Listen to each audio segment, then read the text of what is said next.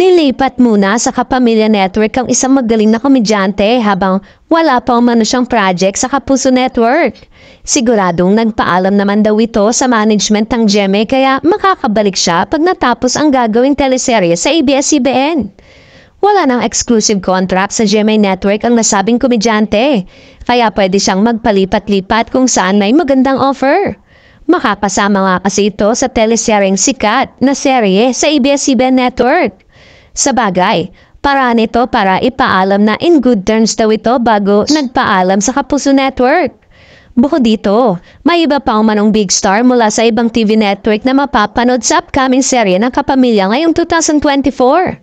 Mas pinalalakas pa nila ngayong talent management arm ng ABS-CBN, aside from yung mga big names na maaaring lumipat sa ABS-CBN.